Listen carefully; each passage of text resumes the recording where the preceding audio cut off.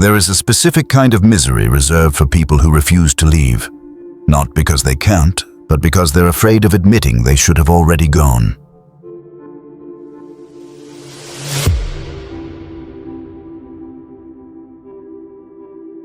Too long in a job that bleeds them dry.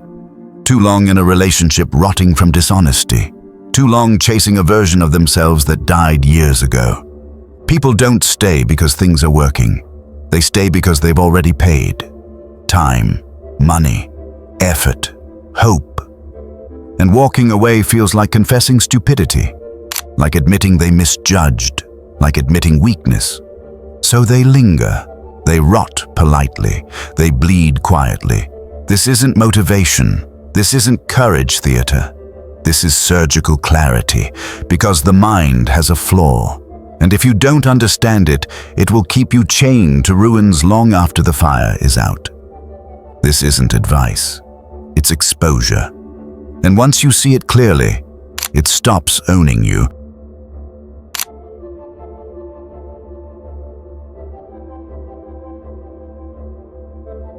There's a name for this pattern you keep falling into. You've probably felt it, even if you've never labeled it. It's called the sunk cost fallacy. And at its core, it isn't a logic problem. It's a problem of authority. Your authority over yourself. Think about it. Somewhere along the way, you started treating past investments like sacred vows, as if time you've already spent deserves obedience. As if effort you've already given demands loyalty. You start thinking, I've put too much into this to stop now. I can't walk away after everything I've given. I just need to stick it out a little longer. But pause for a second. What are you actually protecting? Because sunk costs are already gone. They're dead. Unrecoverable.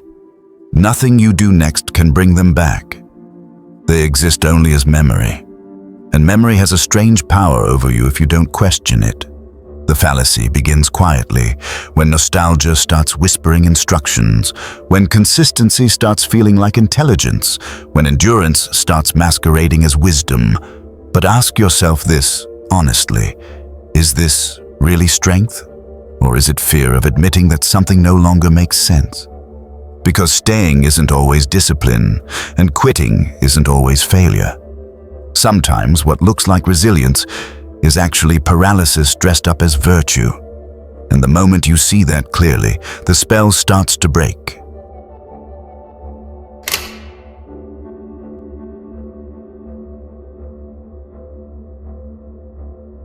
Let's make this personal. Start with relationships. You've seen this. Maybe you've lived it. Someone stays, not because the relationship is healthy, but because we've been together 10 years. As if time itself proves meaning, as if longevity automatically equals honesty. But ask yourself, if this started today, with everything exactly as it is now, would you choose it? Because staying here isn't loyalty. It's fear wrapped in nostalgia. Careers aren't any kinder. A decision you made at 20 slowly hardens into a cage by 40. Not because it still fits, but because you remember how hard you worked to get there. And walking away feels like betraying the younger version of you who sacrificed nights, weekends, and certainty. So instead, you betray the present version who's quietly exhausted. Now notice how small this pattern can get. You finish books you don't like. Sit through experiences you're no longer enjoying. Stay in conversations you've mentally left. Not because you want to, but because stopping feels wasteful. As if quitting halfway somehow costs more than continuing something you already resent. Work is a major hiding place for this. You overwork not because it's required, but because you've already sacrificed so much. Sleep, health, relationships, and somewhere along the way, rest starts to feel undeserved. As if exhaustion could somehow retroactively justify the cost. And then there are beliefs. The most dangerous trap of all. Ideas, plans, identities. Things that once made sense, once protected you, once gave you direction, but don't anymore. Yet you stay loyal to them because letting go would feel like admitting failure. But here's the uncomfortable truth. That isn't failure. It's intelligence that arrived late and is asking to be honored now. And the question isn't why did you stay so long? It's how long are you going to let the past decide for you?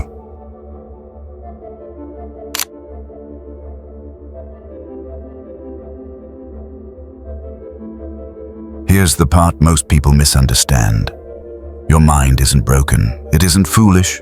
It's doing exactly what it was designed to do. It's defending you.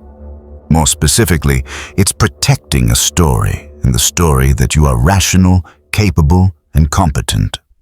Because the moment you admit this no longer makes sense, something deeper gets threatened. Your identity. So the mind doesn't ask honest questions. It starts negotiating just a little longer. Don't let it be for nothing. You've already come this far. Notice how familiar those thoughts feel, and notice something else. None of them are actually arguments. They're emotional pressure. They're the mind trying to protect you from the discomfort of saying, I misjudged.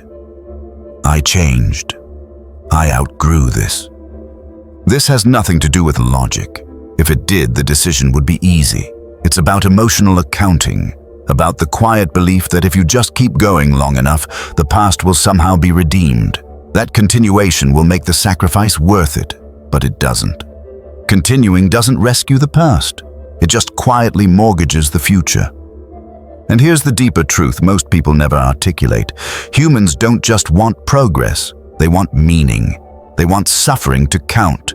They want effort to guarantee value. They want pain to come with a receipt. But effort has never guaranteed anything. Not clarity, not success, not fulfillment.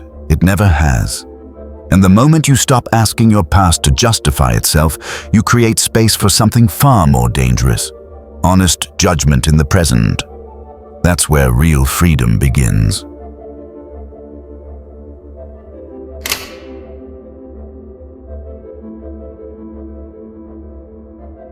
This law isn't mastered by hyping yourself up, and it's not solved with motivation. It's mastered through perception, clear, unsparing, honest. Think of these not as steps, but as ways to interrupt the mind when it starts looping. First, ask one question, and ask it without sentiment. If I was starting today, with everything exactly as it is now, would I choose this again? Not yesterday. Not 10 years ago, not when you were younger, more hopeful, or less informed. Today.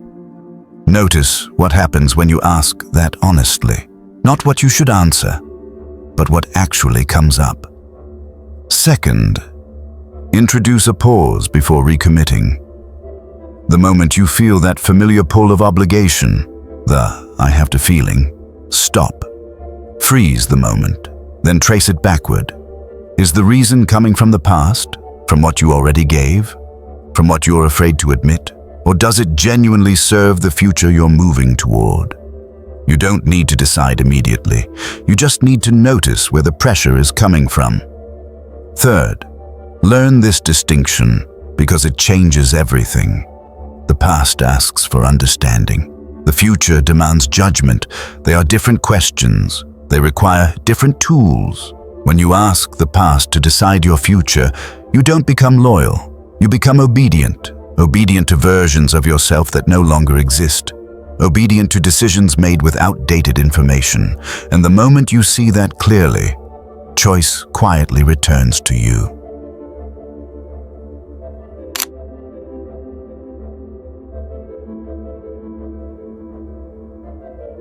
If you live this way long enough, something subtle starts to happen. You harden, but not in a bitter way, in a clean way. Decisions stop feeling heavy. You don't agonize as much. There's less emotional debris attached to every choice. You begin to notice when loyalty is real, and when it's just ego trying to save face. You stop doubling down simply to avoid admitting, this isn't working anymore. And regret changes too, not because you stop making mistakes, you won't, but because you stop treating them like sacred relics. You learn from them, then you leave them where they belong. Over time, confidence takes on a different texture. It gets quieter, less performative, less interested in explaining itself. You don't need history as a defense anymore. You don't reach for past sacrifices to justify present choices. And here's the part most people don't expect. Walking away doesn't erase the past. It puts you above it. It reminds you, viscerally, that you decide what continues. That internal authority does something critical. It conditions you to lead, not just internally, but outwardly. Because people who can't abandon losing positions are easy to pressure, easy to guilt, easy to manipulate. But people who can walk away calmly, without drama, without justification, they can't be owned. And once you feel that shift, you never quite see decisions the same way again.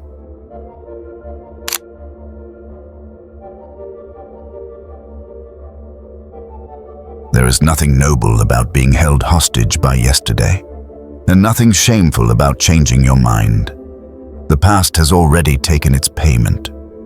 It is not owed interest. When you stop asking dead investments for permission, you reclaim leverage.